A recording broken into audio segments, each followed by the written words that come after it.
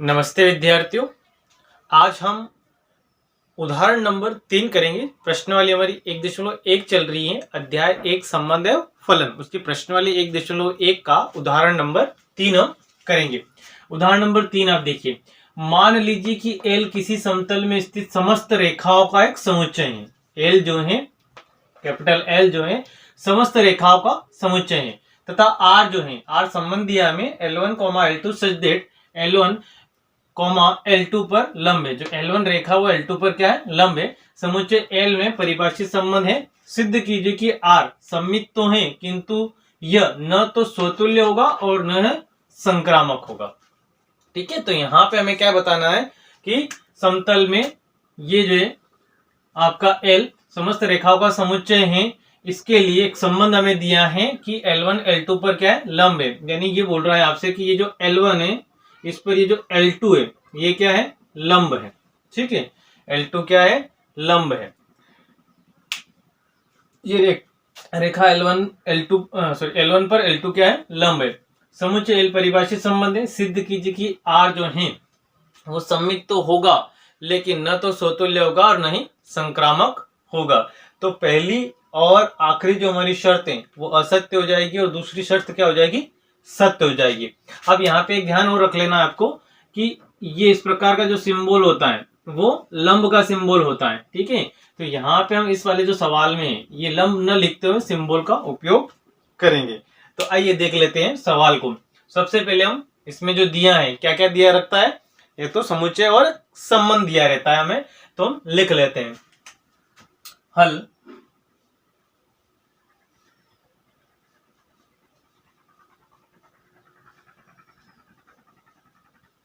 दिया है L बराबर किसी समतल में स्थित समस्त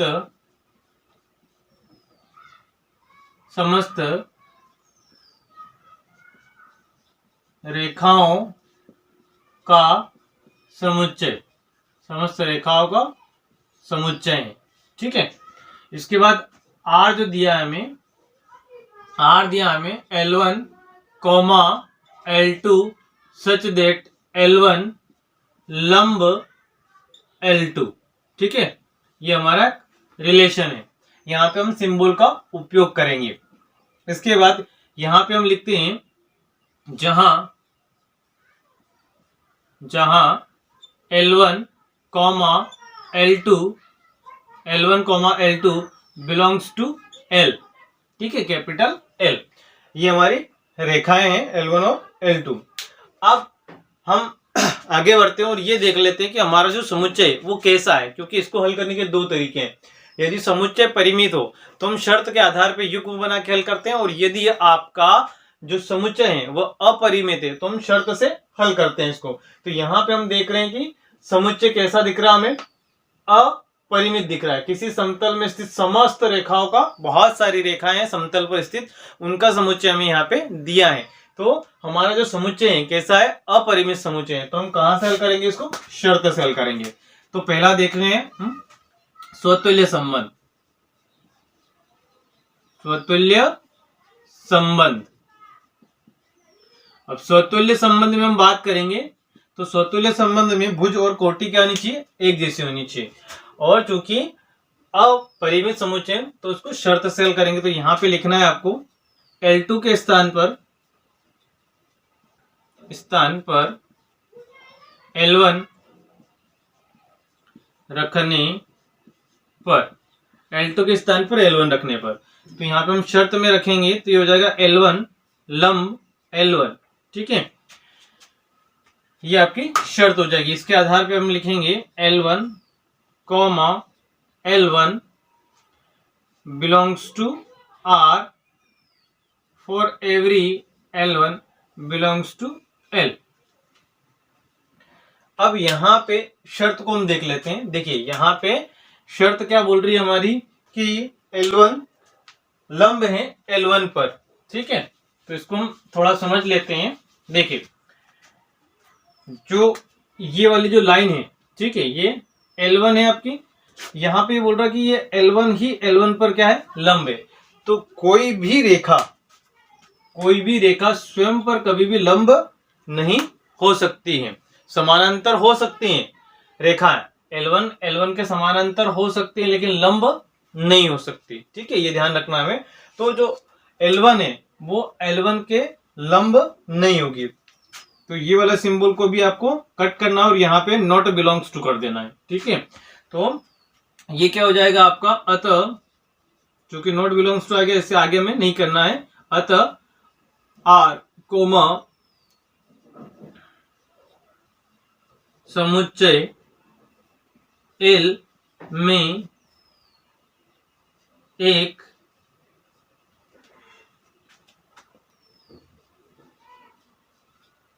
स्वतुल्य संबंध नहीं है, क्योंकि कोई भी रेखा स्वयं की लंब नहीं होती या स्वयं पर लंब नहीं हो सकती है, ठीक है।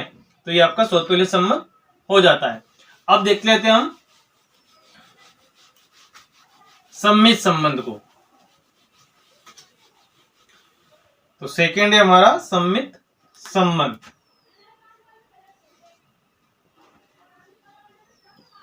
सममित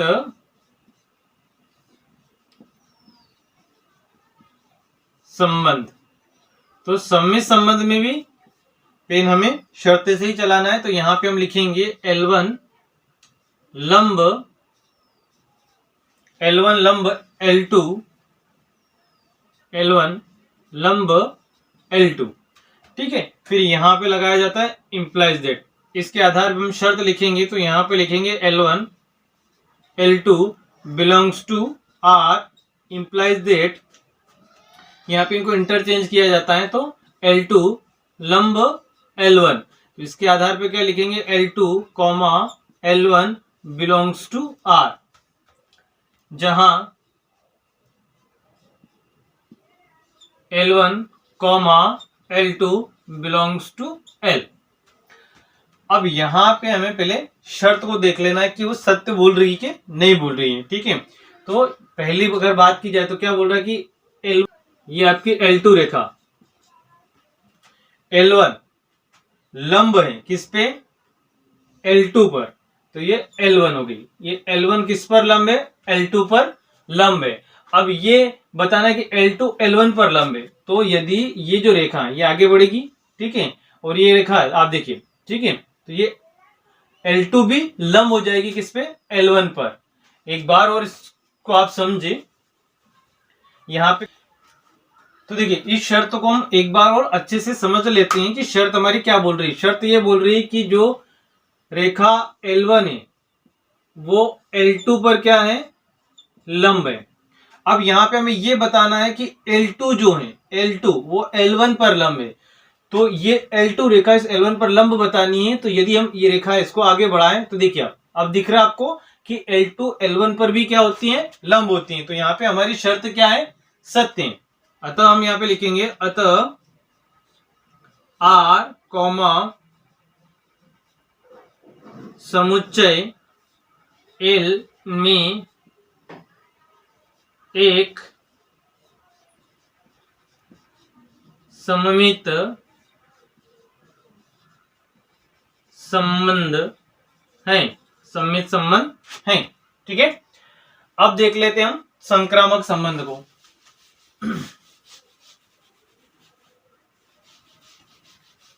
तीसरा हमारा संक्रामक संबंध।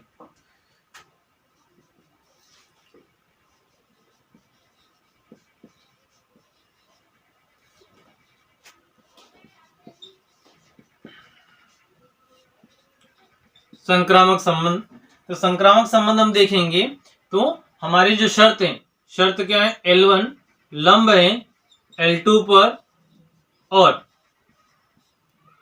यहां पे हम लिखते हैं और L2 लंब एक नई रेखा लेंगे L3 पर, ठीक है। ये L2 से स्टार्ट होना चाहिए और एक नया पद लिया जाता है जो भी उसमें दिया गया हो।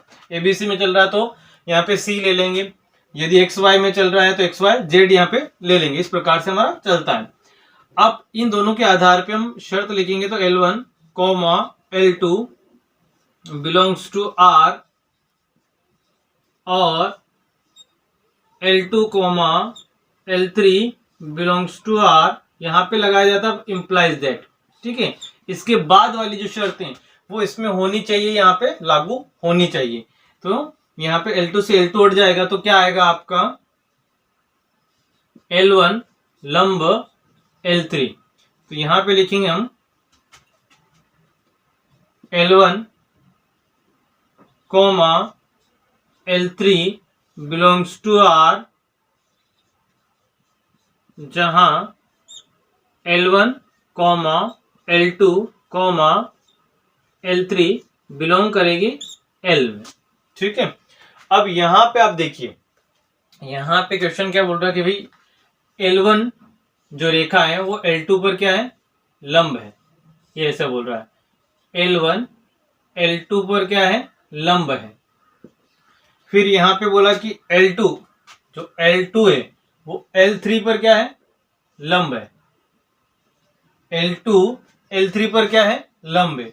यहां पे बोल रहा है कि L1 जो है ये L1 L3 पर क्या होगी, लंब होगी। लेकिन यहाँ पे हम क्या देख रहे हैं, ये इसके समांतर दिख रही है, लंब नहीं दिख रही है।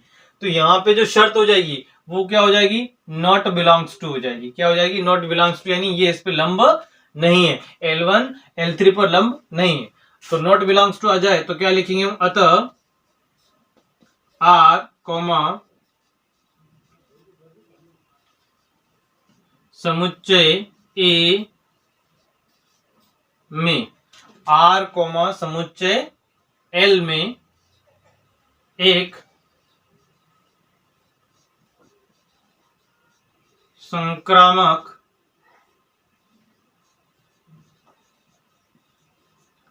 संबंध नहीं, संक्रामक संबंध नहीं है।